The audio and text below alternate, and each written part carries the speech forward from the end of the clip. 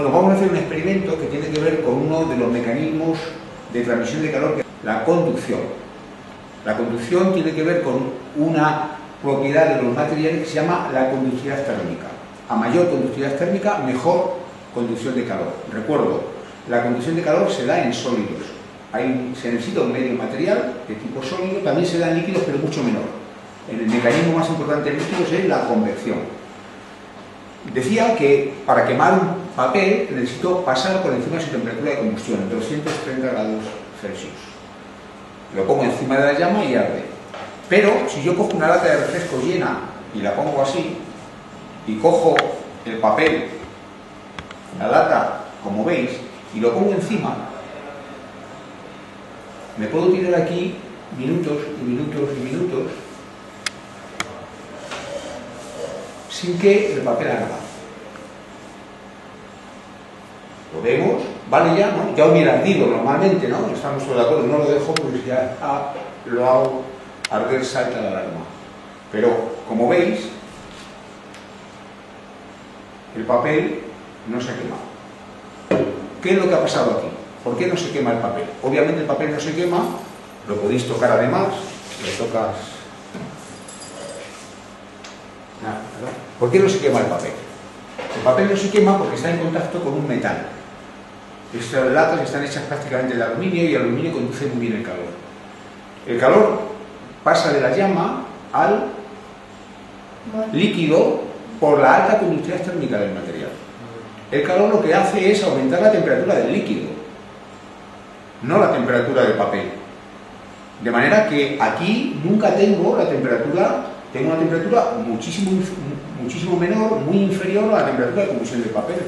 Se trata simplemente de ver que el papel no tiene por qué quemarse si no aumento la si no aumento la temperatura de combustión del papel, si no paso por encima. Este procedimiento también es muy divertido si se coge un papel de magdalena, ponéis un poquito de agua, medio centímetro de agua, lo ponéis aquí encima y observaréis que no se quema el papel. Lo que está pasando es que el agua se está calentando. Y se puede llegar a hervir agua. Claro, porque el agua llega como mucho a ¿cuánto? A 100 grados. Y de ahí no pasa. Lo único que sucederá es que cada vez hay menos agua. Mientras haya agua no se quema el papel. Cuando se acabe el agua se quema el papel. Porque todo el calor de la llama pasa al papel. El papel alcanza la temperatura de combustión de la llama y por tanto del papel y por tanto pues se quema. Tiene que ver por tanto con los problemas de conductividad térmica. Recuerdo que esto se apaga con este procedimiento para eliminar el oxígeno.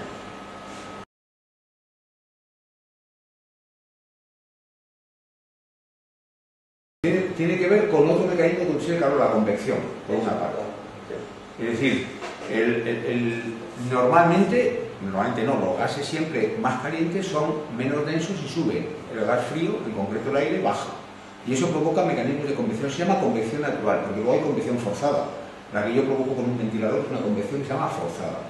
La convección natural son lo que tiene lugar como consecuencia de las diferencias de temperatura entre diferentes regiones, zonas de un fluido, en particular de un gas. ¿De acuerdo? Eso es lo primero que entra. Lo segundo que entra es un problema de ondas. Ondas estacionarias en un tubo abierto. Todos los tubos abiertos tienen una frecuencia característica que conocemos bien en instrumentos como por ejemplo los órganos.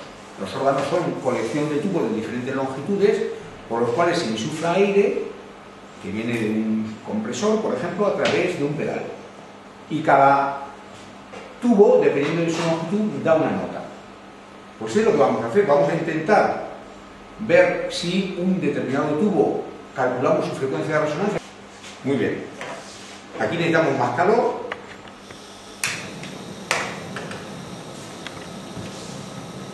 Eso es un tubo de resina epoxi, se llama, ignífugo. La ventaja que tiene es que es muy ligero, se utiliza mucho en industrias químicas, porque también tiene muy fuerte frente a la corrosión de ácidos, y entonces se utiliza mucho en conducciones de las petroquímicas o de las fábricas que hacen ácidos sulfúricos, cosas de ese tipo. Bueno, la idea es sencilla. Yo quiero provocar un flujo de aire a través de ese tubo, para ver la frecuencia característica de este tubo. como decíamos, lo único que vamos a hacer es provocar ese flujo de aire, no mediante soplando en el tubo, que es lo que se haría en un instrumento musical, soplando o haciéndole pasar aire por un mecanismo, sino calentando. Bueno, aquí lo que decimos, esto cuando si lo presentáis alguna vez, tenéis la oportunidad de hacer este experimento, ya sabéis que lo podéis mezclar con una parte divertida que es el asunto del fantasma, ¿no? Pero eso ahora ya...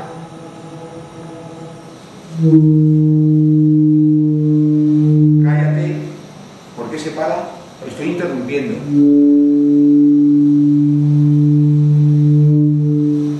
Estoy interrumpiendo, deja de sonar, suena. Claro.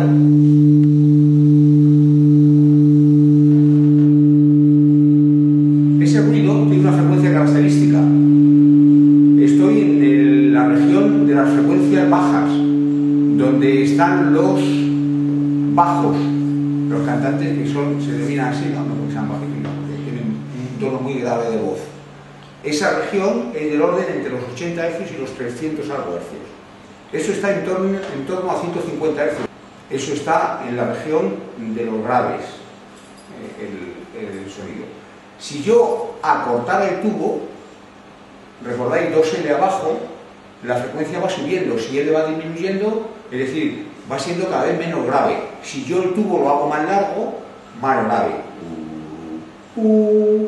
Eso depende de la longitud. Podéis calcular la velocidad del sonido.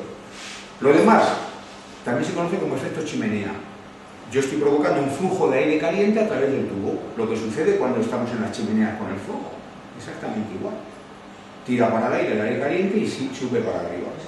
El problema aquí es, la pregunta es, ¿pero cómo puedes mantener aire caliente cuando lo quitas de la llama? Esa es la clave aquí, digamos lo que tiene, entre comillas, de truco este problema. Y es lo que se comprende peor. Uno lo puede comprender que mientras yo tenga aquí un foco de calor, tú provocas el flujo de aire, pero el flujo de aire ha sido cuando yo lo he quitado aquí, claro. Aquí no sale porque aunque hay calor, ya se oye un poquito, si veis, un poquito aquí. Pero esto no le deja pasar el aire. El problema está simplemente en que para mantener el aire yo he colocado ahí a esta distancia un trozo de rejilla de un colador. ¿Está por ahí la rejilla? Sí. Se ve, ¿no? Lo que estoy haciendo con esto es calentar la rejilla. La rejilla se pone casi al rojo. De hecho, después de este experimento, después de hacerlo 30 o 40 veces, tengo que cambiar la rejilla. Porque esas rejillas son muy malas y al final se acaban... se hacen polvo prácticamente, ¿no? Hacen así, se hacen quebradizas, se derriten, ¿no? Y entonces tengo que cambiarla. Claro, lo que estoy haciendo es poner casi al rojo eso. Ese calor es el que me calienta el aire que está subiendo para arriba, como veíamos ayer. Este experimento, lo ideal sería, estoy en ello, hacerlo en diferentes tubos, en diferentes longitudes, y sería curiosísimo alguien que sepa música, con varios mecheros, hacer una canción. ¿A que sería divertido? Haciendo, fíjate que yo puedo dominar, hago así, y por tanto, si yo tengo diferentes tubos de diferentes longitudes, las longitudes tienen que estar calculadas para que coincidan con la relación de frecuencias de las ondas de las notas musicales.